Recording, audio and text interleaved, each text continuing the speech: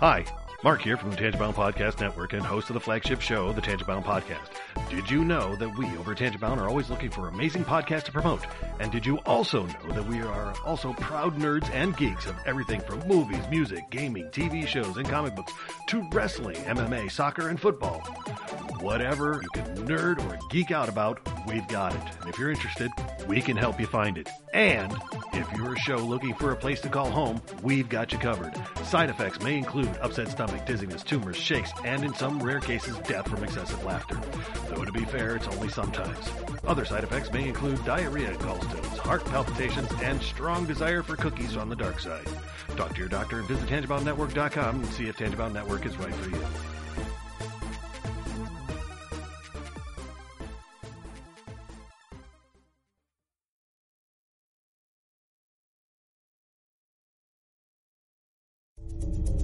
This is a Danger Entertainment podcast. DangerEntertainment.net's Danger Entertainment Podcast Network.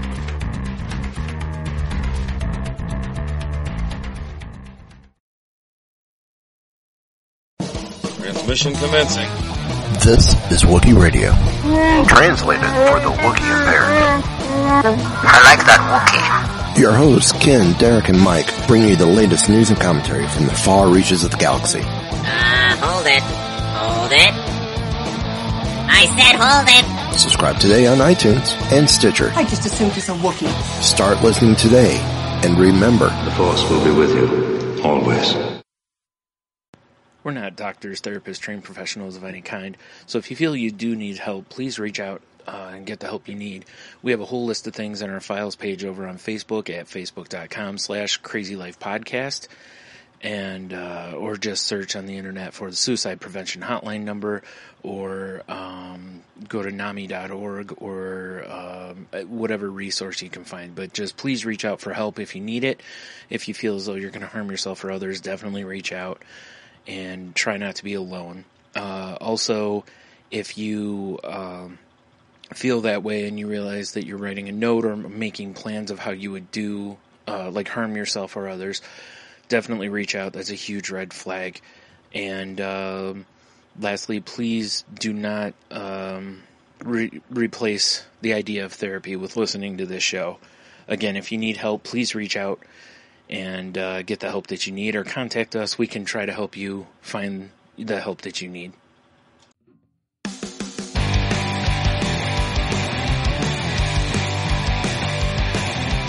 Life sucks to the last drop. Are you gonna blow your head off? Take good aim and don't forget to duck. Life sucks every Monday and all the way to Sunday, but I wouldn't have it any other way. I don't care how you're doing, what's up or how's it hanging. I'd like to buy this world one last drink. Life sucks all of the time. Stick it up your sunshine, and then you'll see the clouds every day. And then you'll see the clouds every day. And then you'll see the clouds every day.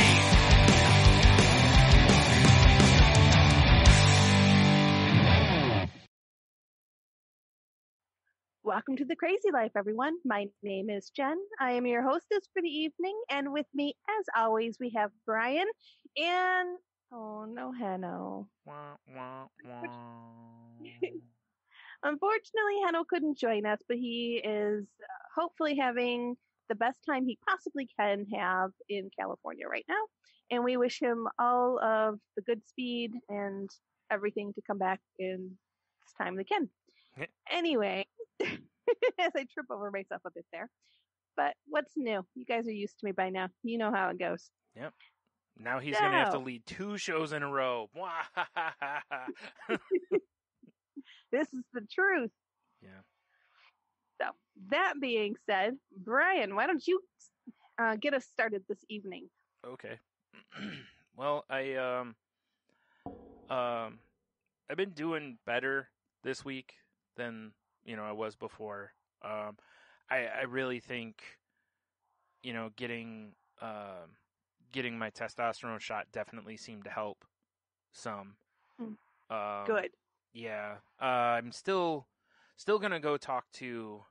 I have therapy tomorrow, actually. So just funny. I have a lot to talk to her about, and it's at 10:30 in the morning. Oh boy. So I'm gonna be dead. My brain's not gonna work right, and I've got and it's one where it's like I really need to. So tonight I'm gonna write down everything I want to cover while my brain's working right, and then take that with me. So, or to put it in my phone, whatever. Just to have some notes for it. But yeah, that's. I'm not looking forward to getting up for that though. But also, I have to get blood work done before that. So, so by the time I get out of there, I'm gonna, be like, I'm tired. Yeah. Drink. At least I don't have to fast for the blood work. So. Oh, that's good. Yeah, because that stinks for me because the times that normally people fast, they're sleeping before blood work, whereas I'm awake for most of that time. So I get to stay awake through all of the I'm so hungry part of it. But yeah. Anyway, so yeah, that's what I'm looking forward to going to therapy. I'm just not looking forward to the time that I have to go to therapy. But that's what happens when you reschedule. When I tomorrow when I schedule, I'll pretty much have my pick of times. But if I have to reschedule, you have to. They've got something here, So yeah, I'm gonna make a psychiatrist appointment while I'm in there tomorrow too. So, 'cause this place is goofy. I called a couple times, but only certain people there can make mental health appointments.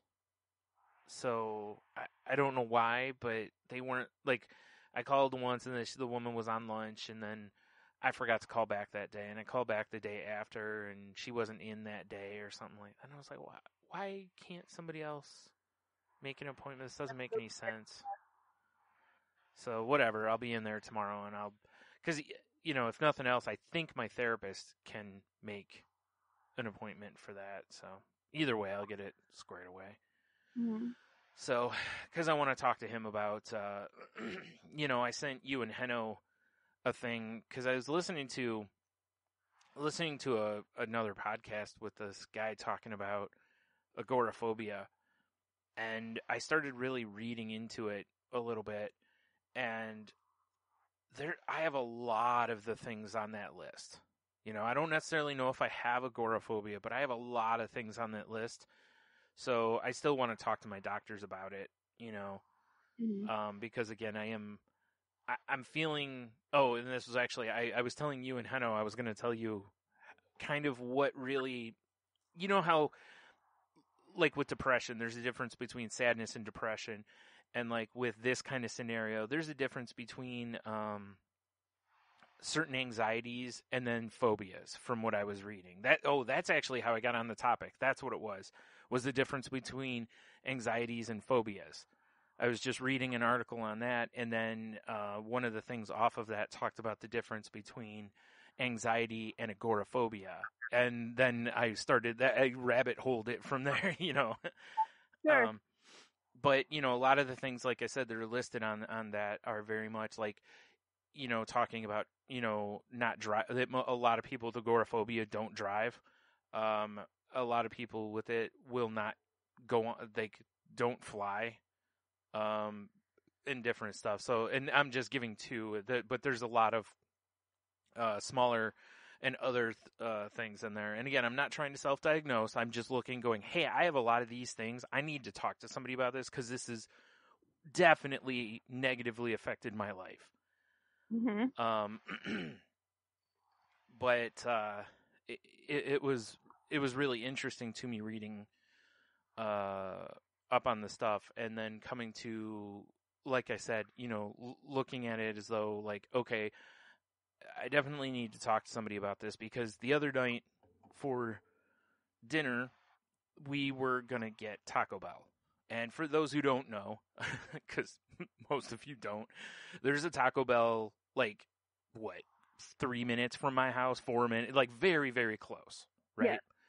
Well, they decided that they instead wanted to get Wendy's. There is not a Wendy's that is within 3 or 4 minutes of my house. There's a lot of fast food 3 to 5 minutes from my house. Wendy's is probably, 10 minutes?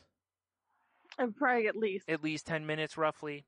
Well, the first thoughts that went through my head was I didn't want Wendy's because I didn't want to be in the car that extra time. We're only talking a matter of, like there and back, say 10 minutes plus whatever wait time, we'll throw that out. But just the drive time is, to Taco Bell and back is 10 minutes to the other places. So it's basically doubling the time. And even though it's not a lot of time, I still did not want to go. And in my brain, I was trying to think of arguments to make it to where we went to Taco Bell instead. And it wasn't even like, ooh, I'd rather have Taco Bell than it had nothing to do with that. The first thing my brain went into is how can I be in the car for less time? Wow. And that really hit me. Because that was, oddly enough, it was after I had read this other stuff. And then that night, that happened and I was like, whoa. And then I thought of how many times when it comes to picking something to eat or whatever, I'm always like, well, let's go blah, blah, blah, because it's close. And it isn't about saving gas or money or whatever. It's simply about this is a shorter car drive. Mm-hmm. Right? So that moment right there was my aha moment that was like, whoa, I need to talk to somebody about this. Like, this isn't good. Because literally, the difference in that car trip, you're not going to notice it really, generally. So I was like, yeah, that's where I'm at with that. And, full on plan to, talk to him about it and see what happens and everything. So, of course I'll update as things go. Other than that, I haven't done a whole lot this week. Big surprise. I'm sitting here talking about agoraphobia, and then I'm like, yeah, I haven't really gone and done anything. So it happened. Yeah. I will say I haven't really gone out of my way to not do anything, but I also, like we were talking about, we got groceries this week, and I was relieved that we were getting them to where I could go, to where we could just go pick them up. So I didn't have to go into the store. But here's the funny part. And you know this because you've been with me in parking lots before. But just being in the parking lot made me anxious. Because again, whenever I'm in a car, all my brain does basically is look for a car accident waiting to happen. That's what my brain does. Is it's on heightened awareness, looking for this bad thing that's clearly my brain has convinced me is going to happen. So, I mentioned before about how like public places and crowds, no matter the size, bother me. And like I went up to the vegetable store right up the street here that same day. And while I was in there, they were not busy at all, but I just was like, I got to get out of here. So, clearly my, whatever you want to call it, whether it's an anxiety, it's a panic attack situation, it's a phobia, I don't know exactly what, because again, I'm not a doctor, I'm not going to diagnose, but whatever it is concerning me a lot, because I'm noticing it more and more and more that, again, that circle for me seems to be shrinking. And what I can tolerate out in public, my overall battery is starting at a lower level than it used to start. Gotcha. So, and again, that's concerning. And as we've said countless times on this show, when you have something that's negatively affecting your life, that's the time to go find your help. Or go ask for help. So that's what I'll be doing and everything. So, yeah. So, I think that's about it for me. It's quite a bit. I mean, it's not, Absolutely. And definitely we want to hear how things turn out once you have your appointments. Yeah. Hopefully this unlocks some new doors for you and some new opportunities. Yeah, or at least, like I've always felt comfortable when I have a plan of attack. Yes. So hopefully, at least I can find a plan of attack, or whatever it is, maybe I need an adjustment on my meds or something, or maybe I need a different med to help with the anxiety. I don't know. We'll get to all that. So, but, going into it open and, hopeful that something will help. If nothing else, I know talking about it in therapy, that at least by telling her that stuff, she can formulate basically a homework plan for me, because she seems like the type to give homework. So I'm pretty sure this is probably going to, be homework involved in this, which is fine. I'm not afraid of trying to help myself. I just need somebody to basically just point me in the direction I need to go and push. Yes. And the push is probably the most important part. I might be able to find the direction on my own, but I need that push. Because usually once I get going, I'm not so bad. Exactly. No, Yeah. I completely understand. Yeah. So how about you? Well, I'm doing better, which is a good thing. Yeah. I came to terms with, I struggle with, well, let me start with this. I struggle with asking for what I want because I don't necessarily feel that it's justifiable to want what I want. Yeah. So it's, I don't necessarily think I don't deserve it, but I talk myself out of things. Like, I'll sit there and I'm like, well, I really want this, but I can't because of this. I can't because of that. I can't because of that. I can't, and I talk myself out of things all the time, and I pretty much just allow things to bother me and not say anything about it. And it's very difficult. And I realized that one of the things that was bothering me is change. And someone's behavior close to me was changing, and I didn't understand why. And as we've talked about before, I'm very sensitive to feelings and emotions. I am not a psychic, though.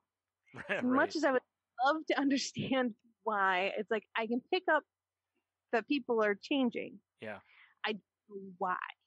And there's a reason that mind reading is on the distorted thinking list, because most of us do not have that. I don't want to shut the door on it, but it's, most of us are not mind readers. So yeah, that's exactly. Yeah. So it's really disturbing to me, and it really bothers me when I feel change happening and I don't understand why it's happening. And out of fear, out of, not deserving to know why, out of, there's so much stuff around it. It's like, it's real simple. If someone's acting differently, you don't understand why, you ask them why. This is not a hard concept. This is a pretty easy equation. Yeah. A plus B equals C. Not hard.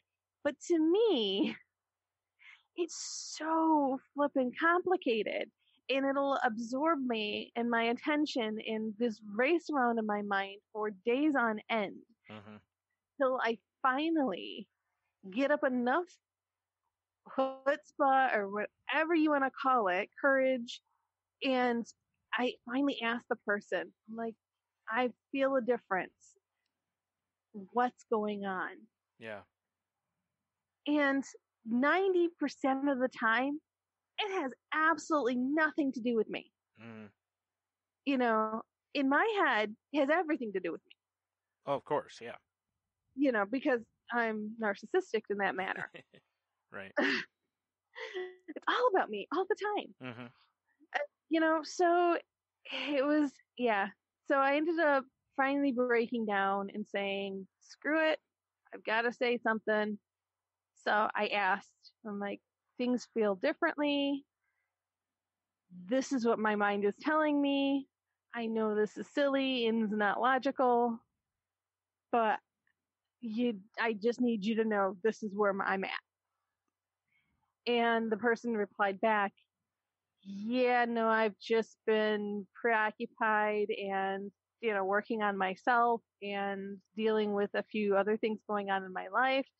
And I just have been busy. Right. Which is all legitimate. Yeah. Now, my head is like, they're just making up excuses. Blah, blah, blah. Yeah. Yeah.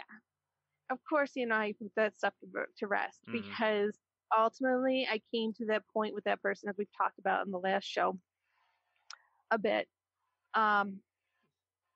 It's a trust level. Mm-hmm. When you can't trust your brain, you have to be able to trust those around you. So if they say something, you have to trust what they say. Yeah. And it's the hardest thing in the world to do. And honestly, why it comes across as me being naive as much as it does is because I can't trust my brain. I have to trust yours. So yeah, if you're telling me something, doesn't matter what my intuition and what my brain is telling me, whether you're lying or not, to a certain extent. I mean, obviously there's certain. Yeah, of course. Yeah. Your logic, and you have to use your brain a bit. Yeah. But as long as it checks against a few different things, and I can't prove it otherwise, I have to believe you. Yeah. Because I can't trust my own brain. But it's really tough because that puts you out there. Because that puts you at risk to look foolish, to be hurt, to be right even. To prove that part of your brain that you're like, oh, that's just my brain lying to me. And then that one time that it isn't, then every time it lies to you from then on, it's gotten credibility now. And that gives it that negative voice in your head power, so it's, all that stuff is there. So it's like, I don't want to take that risk. I don't want to, but like you said, it's, unless you have logical evidence to the contrary, you kind of just have to take people at their word, until proven otherwise, Exactly. But it is hard. Yeah. And the best part about it is this person followed up with, you have to tell me these things. If your head is telling you stuff, you have to tell me so that I can address it. Right. And again, that's why they're part of my support system. Right. But at the same time, it's like, that's the thing, is that's the hard step. Yep. It's as much as like every week when we're, hey, if you need help, get help. It's like, but I also fully understand that is the hardest thing to do. It's like walking up to someone and saying, I know this is going to sound outlandish and crazy, but there's a freaking unicorn behind you. Yeah. Right. That's how it feels like when I tell someone some of the stuff that's going on in my head. Mm-hmm. I feel like I'm telling them I'm seeing unicorns. Right. Because I know that's how crazy some of this stuff is. Yeah. And I've done that too, to where I fully will be like, hey, I need to say this because my brain is telling me this, and I need to know, even though I'm pretty sure I know the answer is not that, I need to hear it to just shut that voice up, basically, and because really it's hard, because one of the things to me that's hardest about it is that we have and you've actually shown it already just talking about it, is one of the things that we do, and I don't even know if we realize we do it, is we will walk up to somebody and we will kind of discredit ourselves before we even say what it is. I know this sounds crazy, but yeah, well, maybe it doesn't. Maybe what you're thinking is logical thinking, but because we know our brains lie to us more often maybe than others, we tend to maybe lean that there's a better chance, but it might be like dead on, but we do, or not discredit even, but, I don't know, give ourselves an out, or, and I did it too when I talked about, it's like, hey, I know this is probably my brain lying to me, but, and it's, no matter how you word it, it's like, instead of being able to just walk up and go, hey, I feel blah, or I feel blank, I feel whatever it is, and just ask the question, we've got to put these qualifiers in front of it first. Oh, yeah, I hear you. Yeah. Completely. And honestly, do you know one thing that's really, I feel, helped me so much in my articulation of my thoughts and what's going on in my head is honestly Twitter. Yeah. Because you can type it out, you can adjust it, you can really through and think it through before you send. Mm-hmm. And texting and tweeting has really opened up a whole new world for me because I can say what I mean. You know, a lot of times when I'm talking, I say what I think I mean, but it doesn't come out the way I want it to come out and stuff. Versus the other two, I can really craft it so that it's actually truly what I'm thinking and what I want to say. Right. So it's really kind of helped me in even with the podcast and in different other areas of my life. I found myself doing the same habits that I have picked up from texting and tweeting. Yeah. Just in my head. Right. Before I something. This is something I've never done before. I've always kind of just whatever pops in my head, it pops up. Yeah. And, hence the moniker Ditz. But, for those who don't follow my other podcast, that's my nickname is Ditz or Ditzy online as well as on the other podcast. But that's where, I gave myself a nickname, which you're not supposed to do, but I do. Yeah. I gave myself the nickname of Ditz because that's how some things just come out that way. Mm-hmm. And if you're a real listener of the show, you've heard me do the ditzy stuff. You've mistakes and triple myself. Yeah, because most of the time it's just like a lot of times, because it's not that you're a dit, really. It's not that you're not intelligent or whatever. It's just most of the time, and most of the time it's just the mouth moves faster than the brain, and we all do it, especially doing podcasting. You definitely run into it at times because you're trying to fill space. Essentially, even if it's nothing else, you're just like derp, and then I don't know how many times in salty language I'll talk, and by the time I'm done talking, I'm like, oh, and I'll correct myself by the time I'm done talking, So it's yeah. That's one of the tweets I posted today was, ever talk so much that you bore yourself?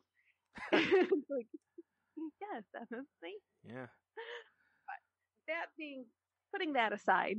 Yeah. So that really was a big thing for me this week, was crossing that bridge, asking those questions I needed to ask, getting the answers I needed to hear, even if they're not the answers I wanted to hear, the stuff I need to hear. Yeah. And that's the important part. And that's what brings us to kind of what I wanted us to talk about today, which is this article that I found on Tiny Buddha.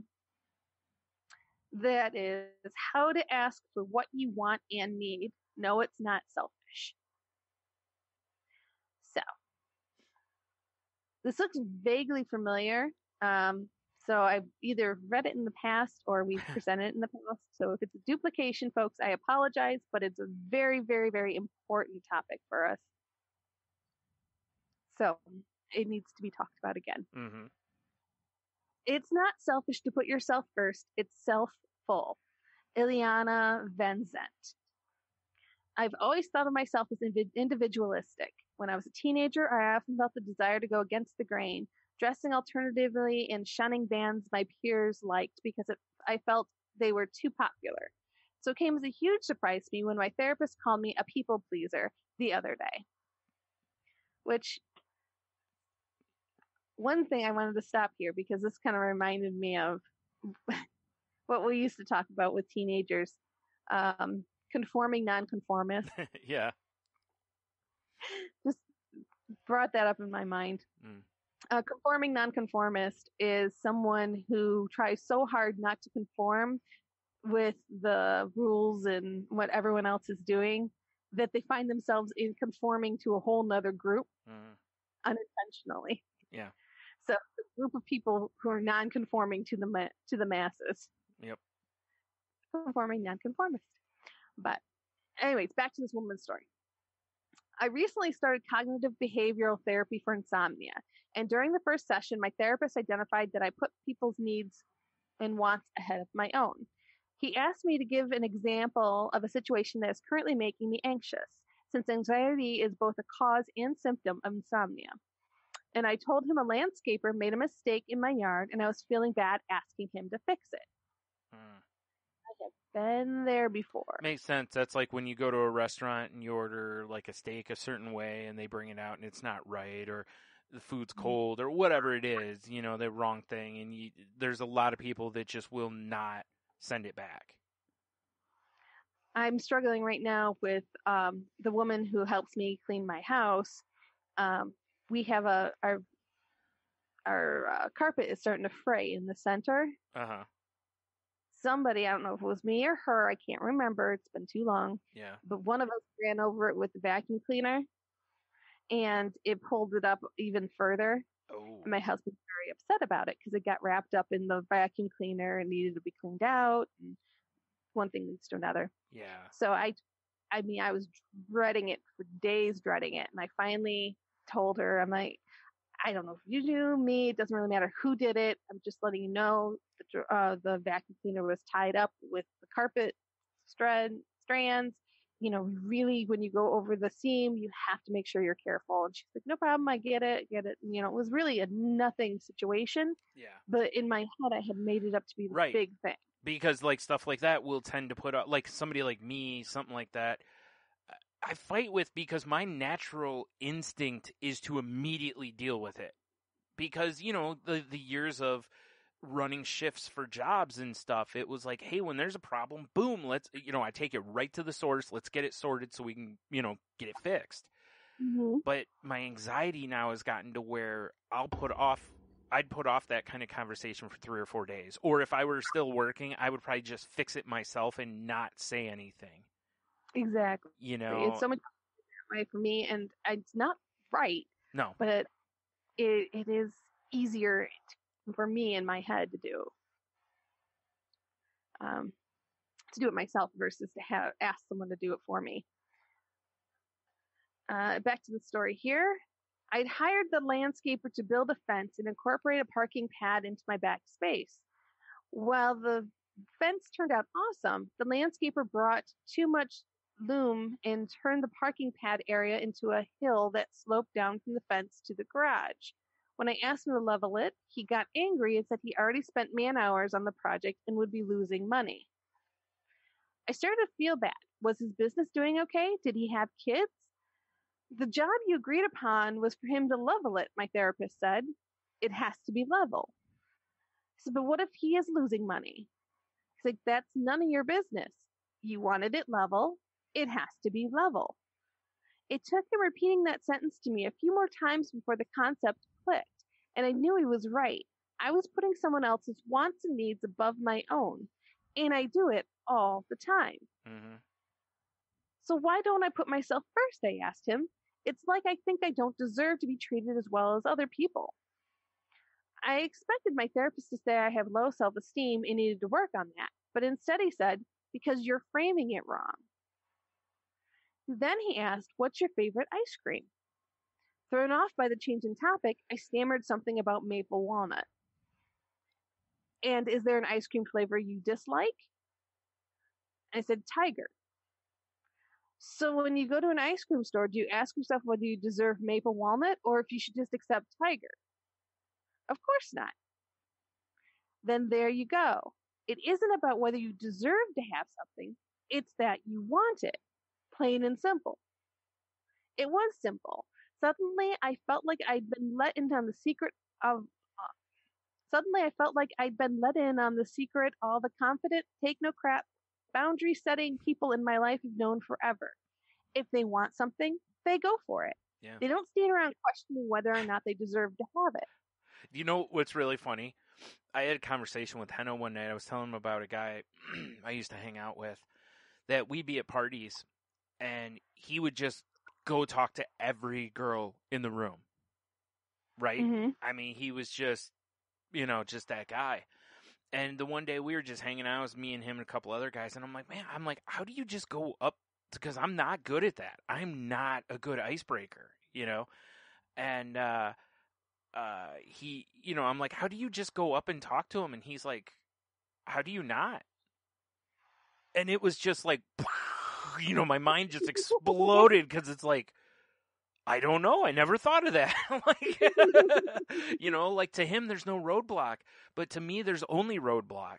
And Right. it's just funny how we're just literally standing on the opposite side of the wall, you know? Mhm. And he's basically like, all you gotta do is come over here. You know, like it's just so funny how the logical part of it is just go do it. You know, he's like, I don't do anything special. I just go talk to him. Like, you know, Mhm. and whether it's girls or anyone else, that's not me. It's never really been me. I don't go up to people very often and talk. You know, I do a little bit. I've tried to get better about it over the years, but it's not a strength of mine. And I know that's self-confidence. I know that's what that comes down to. But it was just that conversation with him. Like I said, it was just like he just blew my mind with just like really a dumb answer. Like, how do you not? You know, like because that's Right. all he knows is he just goes and does it. But it's amazing how, whether it's that scenario or asking for something else that you want, because that's what you're doing there. You're going up and you're initiating a conversation because that's something you want. You want that person's company, and, you know, for dating or, you know, sexy time, whatever it ends up being, you know, that's what you want. You know, it's like, why can I walk up to a bar and say, hey, I'd like this beer without a problem? I can walk into stores and go, hey, I need this, you know, because there's a transaction to it. But I can't just walk up to, if that same bartender were on the other side of the bar, I wouldn't be able to walk up to her and talk to her. You know, so it's just funny how our brains like lock certain parts of it, but don't on the others. And that's really all it is just go ask for what you want, you know? Yeah, it's just that simple. Yeah. Super hard, but simple. Yeah. Simple concept. So back to our story. In my case, I wanted the parking pad incorporated in my yard so that I can enjoy the added space. Therefore, the backyard has to be level. Now that you know your position, the next step is to communicate it correctly, my therapist continued. Do not ask, can you please make this level? Simply say, we agreed it would be level, so it has to be level. We ran through the hypothetical life situations where I could apply this technique, and each time I made the mistake of asking the other person to please grant my wishes instead of communicating my wants and needs. Every time I smiled sheepishly at the mistake, it hammered home how unconsciously I present myself to other people. Yep. I do this all the time. And the funny part is, I think most of the time when people are doing that, they're trying to be nice and accommodating. But what you don't understand you're really doing is you're coming across as weak. Because the difference in that scenario is if you go up to that and say, hey, you know, can you please level it? Now, granted, they might go, yeah, I can, but blah, blah, blah, right? But if you walk up to them and say, hey, look, we agreed on this. Like, I paid you to level the driveway. It's not level, so you need to make it level. Like, that's the truth of it, you know? Like, really, is if we agreed, I pay you X dollars and I get a level driveway. Well, I paid you X dollars, so where's my level driveway? You know, like, that's your end of the bargain. If it cost you more than you thought it would, that's on you. That's not on me. You should have given me a better quote, you know, I guess, or whatever. So, like that therapist said, that's not your problem. You know, it's like if you're watching, you ever watch Pawn Stars? And yes. Okay, there's times people take something in there, and when they're doing the negotiating, you know, somebody will be like, oh, how about $300? And he'll go, well, you know, if I do that, I still got to pay someone to this, and I got to this and that. And it's like, from the other side of the counter, it's like, yeah, that's not my problem, dude. Like, that's a you problem, not a me problem. I want this much money. Just make me a counter offer. You telling me all that stuff, I don't care. It's not my problem. You know, that's your problem. So, you know, like, and it's kind of the same in this scenario, is if that's going to cost them another $150 or $200 or whatever the money is, that's not on you, you know? So. Exactly. So while trying to be polite and accommodate everyone else, I might actually be telling them I'm a doormat. Of course, people are going to walk all over me because I haven't given them guidance on where they can and cannot step. Right. No boundaries. Yep. No. So at the end of the appointment, I resolved to start setting boundaries and ask for what I want in life. And I saw results immediately. When I told the landscaper the yard had to be level, he fixed it. By no longer questioning whether or not I deserved the same treatment as everyone else and simply asking for it, I gained self-confidence. Granted, not all situations in life are as clear-cut as standing up for yourself with the landscaper. Mm-hmm. There are times to stand your ground and times to compromise. And the trick is to learn how to tell the difference. Sometimes our wants and needs can directly affect other people, or their wants and needs can be in conflict with our own. In this case, it's important to remember to balance healthy self-assertion with consideration and respect for others. For someone who habitually puts people's wants and needs ahead of her own, putting myself first simply means treating myself the same way I treat them, not trampling on everyone else. Big, bold letters on that, folks. Yeah. You got to make sure it's balanced because, it's just like one thing that's going on quite a lot right now in social media and in the world is bullying. And how can you tell if you're bullying a bully? It's when you cross the line from saying things to defend and protect yourself and others, and you're saying things to deliberately hurt someone else. Yeah. That's the line. Do not cross that line. Do not be that person that deliberately does things to hurt other people. Yeah. Yeah, that's the thing is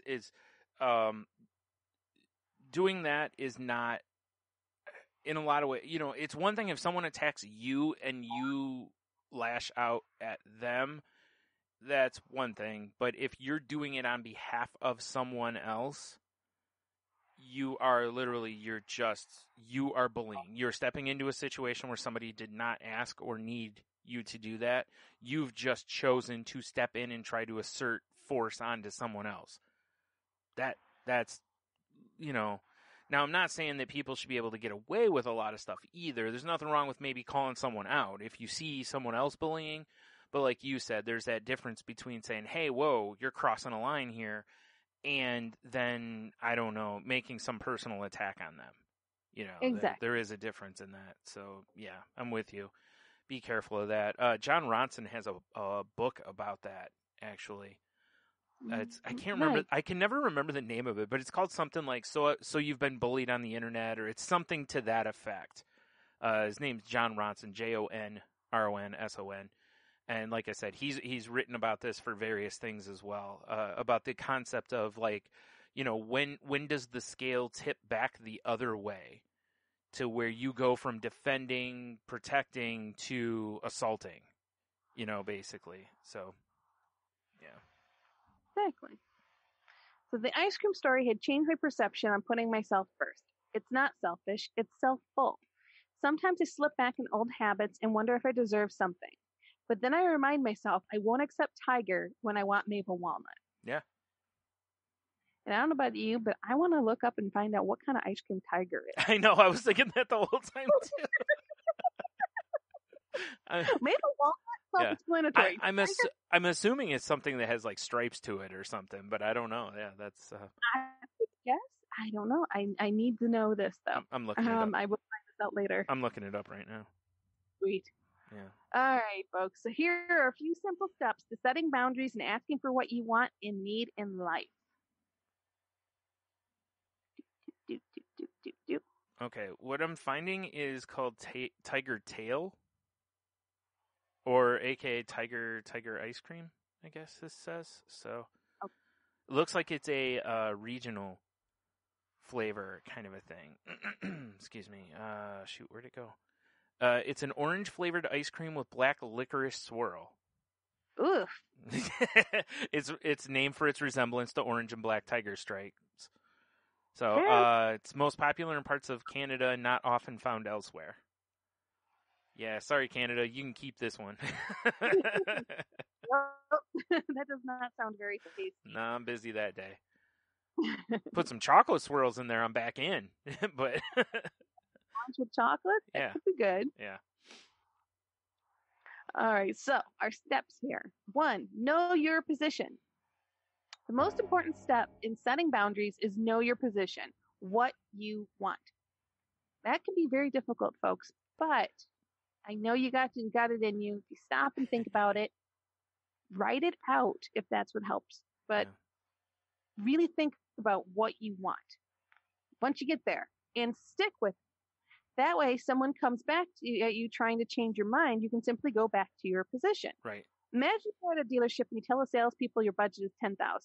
If they respond with, "We have a newer model with leather seats and sunroof for $13," your response should be, "My budget is $10,000." Right. If you tell you only rust buckets go for $10,000, tell them your budget is $10,000. Like, cool, and give then me the walk best rust bucket I can get then. Don't forget what you want or need. Really- It's easier not to bullied and walked away when you're confident in your position. That last part is the most important part of that, because that is the power that so many people give away at the car dealerships. You Yes. always have the power in the scenario. All you have to do is walk away. The last thing they want is for you to walk off the lot. So if you say I have $10,000 and they go, well, we have, this one here's 10,200, and you go, I have $10,000, and then, well, we can't make that work. Be like, well, sorry, all I have is 10 grand. I guess I'm going to leave. All of a sudden, it's amazing how many times, and I've sat through with Jen, pretty much this scenario where she was like, I have this much money. They said, well, we can do this. And she said, well, I guess I'm not getting a car today. And all of a sudden, the magic financing fairy got it worked out. So, like I said, you have so much power in that scenario. If you walk in there and they will not give you what you want, walk out. Just leave. You'll find a car somewhere. Now, it's different, I guess, if you're a little more in a dire situation for a vehicle, like, hey, I got to find one, like, now. But even then, don't give that power away, because that is your ultimate power in the whole negotiation. And do not forget, you don't lose that power until you sign all of the paperwork. Right? That whole process, even if it's there, like, here's this giant stack of papers for you to sign, and all of a sudden you're like, you know what, I don't like these terms, you can still get up and walk away because you have not committed to it. Do not forget that when you're doing this. Make yourself understand you have so much power in that negotiation, and don't just hand it over. Don't just go, well, I'm here, I'm going to get don't, never give them that power. Anyway, sorry, soapbox over. I'll step up there now. No, completely right. I know so many stories, though, of so many people that are like, yeah, I should have. And it's like, it's like all you had to do was leave. Threaten to leave a lot of times is all you really have to do. But actually leaving sometimes. My brother did it when he got his last car. First place he went, he told them how much money he had. They were like, well, we can't do better than this. And he was like, okay, and just got up and left. That was it. He didn't even like, well, I guess I'm leaving. He just, okay, got up and walked out. That was it. Done. He went to another dealership, found a vehicle he liked, about, 3 weeks later or so, and got the price point he needed. That's what you got to do. Yeah. Now, step 1, know your position. Step 2, communicate your position. So, communicate your position properly is just as important. When you ask someone to honor your wishes or approve your position, you're asking them to make you happy. When you tell them what you want or need, you're making yourself happy. If a friend asks you to go to a party with them, but you don't want a late night, you can choose to say no or agree to go on your own terms. Rather than asking if it's okay if you leave early, tell them that you will go with them for a bit, but you want to get a good sleep.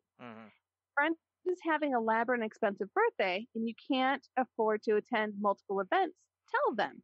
You do not have to apologize. Simply communicate what you can and cannot do. Real quick, I want to step in on this one really fast, because another real-time scenario, people do this all the time with Christmas gifts, wedding gifts, baby shower gifts, take your pick, right? To where, like, their family will do, like, this, everybody buys for everybody, and someone will be like, geez, there's, like, 90 people to buy for. I can't do it. Don't.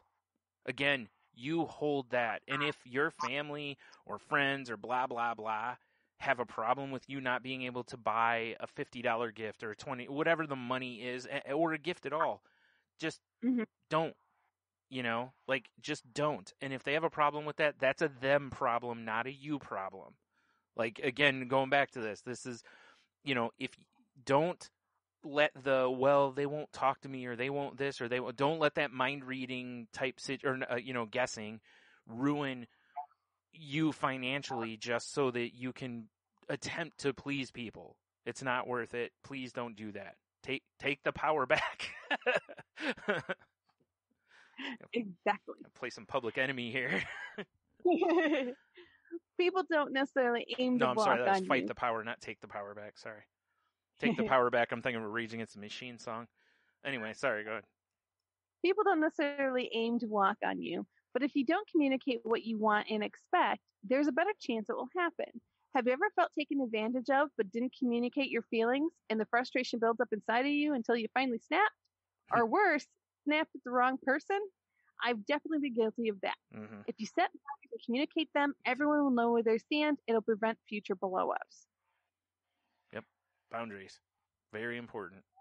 And you don't have to be like drawing a line in the sand boundaries, like they don't have to be like that.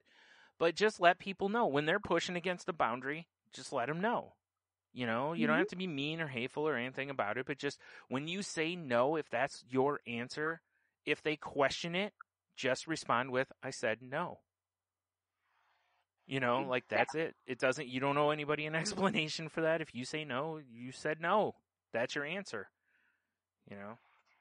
And there is a difference between being taken advantage of and letting someone take advantage of you. Mm-hmm.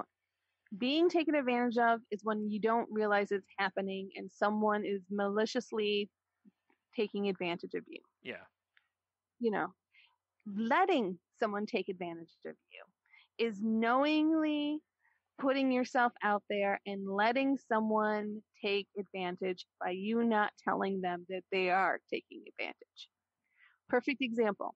My dad used to drive my uncle to and from work every day. He'd call me up and he'd complain. I said, did you tell him that you can't take him to and from work? He's like, well, no. I said, did you ask him to try to find another way to and from work just so you didn't have to do it every day? Well, no. Have you expressed that it bothers you taking him to and from work every day? Well, no.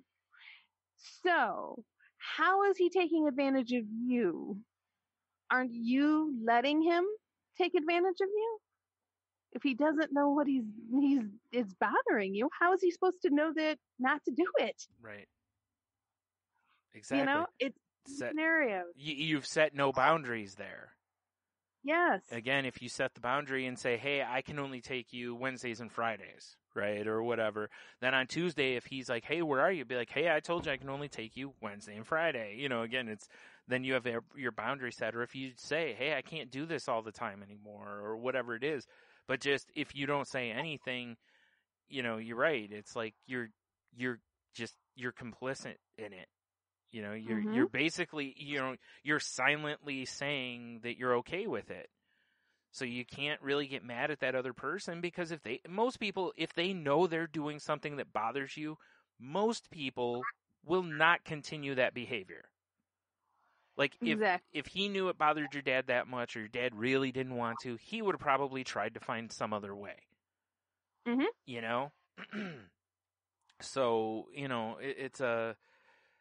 that's why it's so important to say this stuff, and so many people are so afraid of upsetting people. And I'm not holier than thouing this. I'm very much in that boat too. There's a lot of times that, I'll just bite my tongue and stuff. But I also understand you can't get that mad at it because you've let it happen. You've stood by and let it happen. Exactly. Or whether you've let it happen, you haven't tried to make any change. So. And again, we know, not to worry about changing other people. All you can do is change your behavior or how you are involved in the situation. And if you don't make any change in it, you can't expect somebody else to just read your mind and change. Mm-hmm. Because we all know reading minds is, again, distorted thinking. So, why would you expect or want someone else to do that? Exactly. Also, And it's that's crazy how when two people talk about what they want from a scenario, it's amazing how much more often things actually work out versus when two people expect the other, person to mind read what they want out of a scenario. It's amazing how actually communicating, then it's funny. People seem to know what you want then, and then can actually, act accordingly. It's shocking if you Yeah. tell people what you want, how often they give you what you want, because they want to make you happy Right. as much as you want to make them Right. happy. Or they try to compromise or whatever. Yeah, and don't get me wrong, obviously there's going to be times where no, people either can't or don't want to. But, Sure. most of the time we all try to accommodate others. Most of us do. Like I said, obviously there's always exceptions, but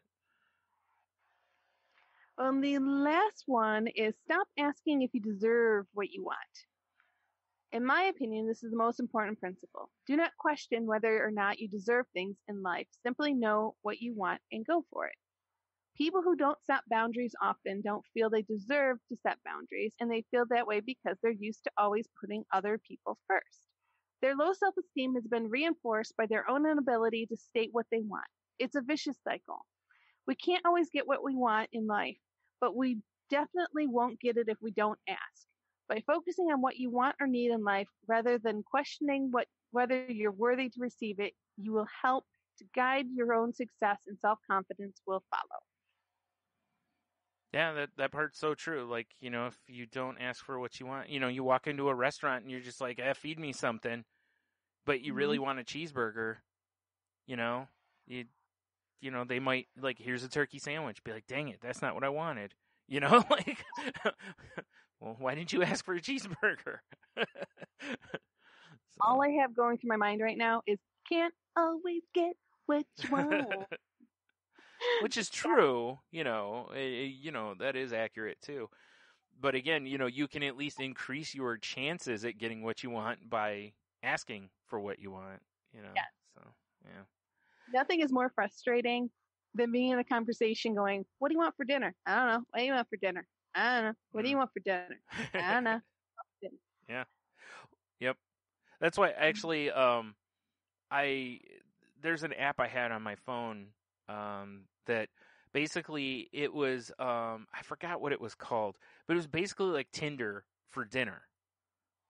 Nice. Basically. And I was like, that could be a kind of a fun thing to do, like at the store. If you're like, hey, let's get stuff for dinner, you just like swipe and be like, oh, this sounds good, and go with it.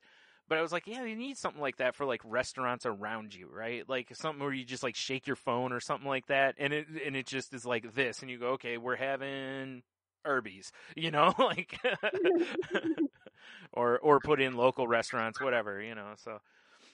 That would be really cool. Because, a lot of that goes to the paralysis of analysis, by just having too many options a lot of times, So, and that's a whole different... Just so you know. What was that? My brother is actively involved with analysis paralysis right now. Yeah. It happens quite a bit to a lot of us, I listened to a podcast with a guy who's talks about it, and he said what he does is, like a lot of people will look over a menu at a restaurant and there'll be like 40 options on the menu and they can't figure out what they want. He said he doesn't even look at the menu.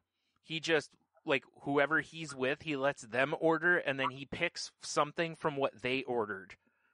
That way it cuts down his options from, say, 30 down to like 4. And, Nice. Whatever sounds the best out of what they ordered, he just orders that. And he's like, this way I don't stress about what I'm going to order. I was like, that's great unless you go with people who order things you don't like. But, I just thought, I was like, that's I just like how he's just like, I'm just going to, completely take away the anxiety of it, or the embarrassment that you feel when you're the last one ordering and you still can't make your mind up, but everybody else has already ordered, and the server standing there kind of like, come on, like. Currently, right now, I'm leaving for Florida in 2 weeks. brother is supposed to be going with me. He has yet to buy his airplane ticket. Oh, jeez. I have sent him links and screenshots of flights with decent pricing. So you just waiting in hopes it'll get just FOMO situation kind of thing there? I don't know if it's FOMO. I don't know if it's analysis paralysis. Yeah, just like afraid. It's probably he's afraid that like he'll no more buy a ticket and then he'll see one cheaper, you know? No, I'm thinking, or I don't know. I've gone past understanding what's going on. Right. Supposedly, as of yesterday, he was going to be buying the ticket within the next 24 hours. So, I mean, I'm just. Oh my goodness. I'm like, okay. This has got to be like. Does your mom know he hasn't got a ticket yet? Yep. Huh? Yeah. Oh boy, that's got to be eating her alive. Yep. Yeah. Basically, we are planning a trip that if he doesn't come, fine. If he does come, that's fine too. I think that's probably the best way. I mean, he'll probably go, but it's still, I think you're better to do it this way because then you can kind of ignore some of this stuff.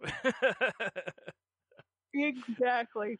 Oh, goodness. I love my brother, but yes, he gets analysis paralysis quite frequently, and I've actually mentioned it to him, and I've told him he needs to research this process. Mm-hmm. A lot of us do, you know, because it's easy so many times because, you know, like you said, you know, or you say, it's how many restaurants have you been in where you look at the menu and be like, God, they have like, you know, 40 things I could order, and everything looks like it's probably good, and I would eat it, you know, it's like, how do I pare down what I want? You know, like, that's why I said, it's like, you almost like, okay, look, I'm at a barbecue place. Give me a wheel to spin it and be like, brisket, you know, like have the multiple choices. Right. Yeah. Or give me that.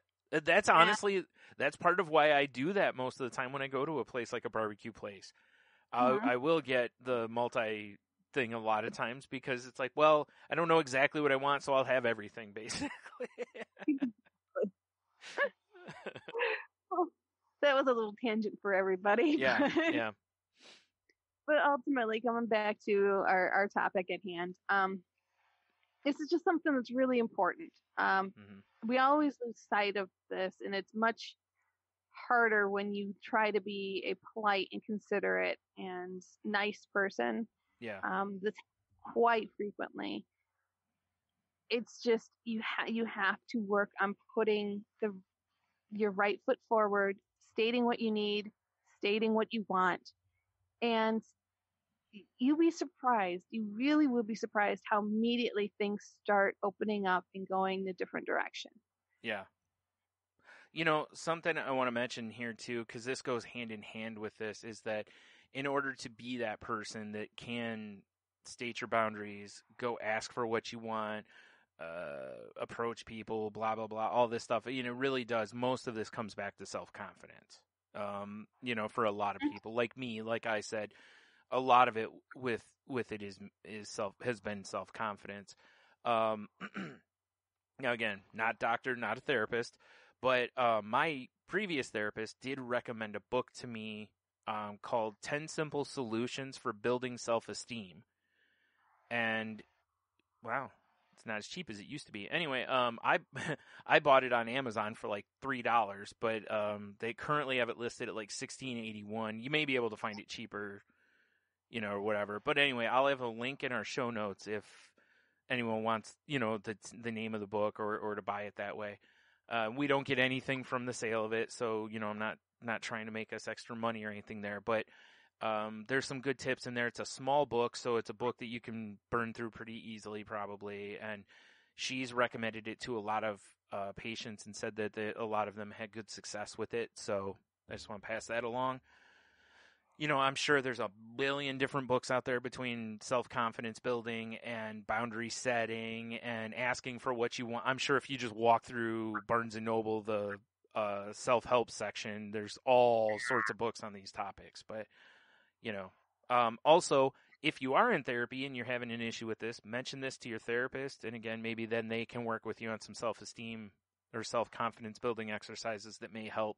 Or like the woman that wrote this, you know, talking Sorry. about, talking about, how her therapist walked her through kind of like, explaining to her why she should ask for what she wants and stuff. So, like I said, therapy isn't always it doesn't always have to be about like your mental illness as far as like a depression or anxiety or this, or, there's a lot of other things that these people are trained to help people with. So, if you're struggling with this kind of situation, make sure, whatever it is in your life, jot it down in your, your phone notes or whatever, and just bring it up. And, cause sometimes they might be able to point you a different way, or, hey, here's a homework assignment or a book or something, so just kind of want to Exactly. say all that too. No, very good points. And I am just saving this link for another time myself here, because this was a really great article. And I know you have a lot of thoughts about this out there in the podcast universe, and we'd love to hear from you. You know how to do it. You know what time it is. Mhm. If you want to reach out to us, you can reach me directly on Twitter at WhitskeyDitz. That's WhitskeyDitz. You can also reach me at Jen's Crazy Life. That's Jen with a G. If you want to hear more from me, you can reach me, and you can listen to me on Shake the Sheets at shakethesheets.com, which is my other podcast, the Pop Culture Talk podcast. If you'd like to reach out to the show, you can reach us at the Crazy Life Podcast.weebly.com is our website. Crazy Life Podcast at outlook.com is our email address.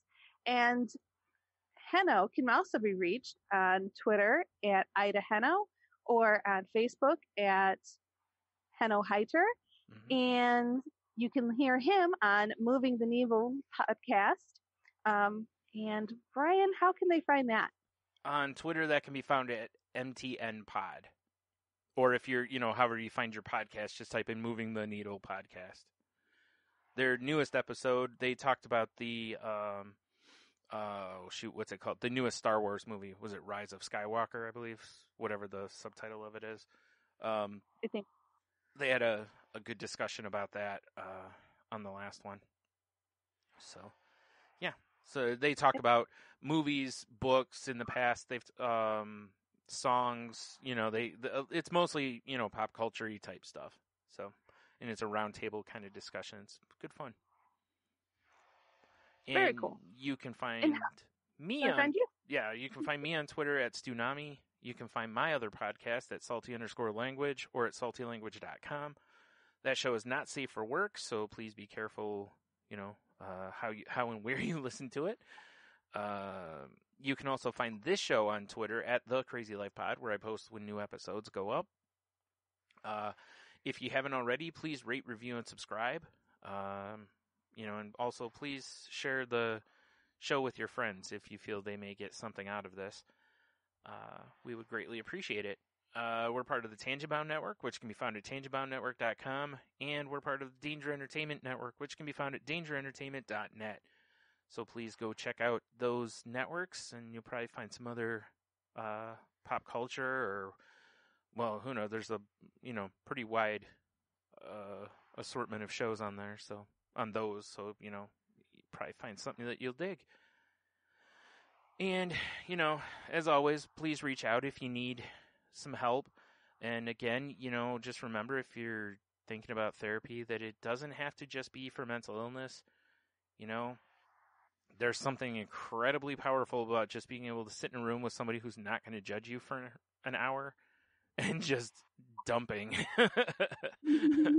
So, but also they may be able to help you with some other stuff going on in your life, or like I said, even stuff like this, like self-esteem building or other things, So please reach out if you need some help, whether it's to a therapist, a group, a doctor, friends, whatever it is, these crisis hotlines that are out there, whatever it is. There's all sorts of resources out there. If you want help, please reach out.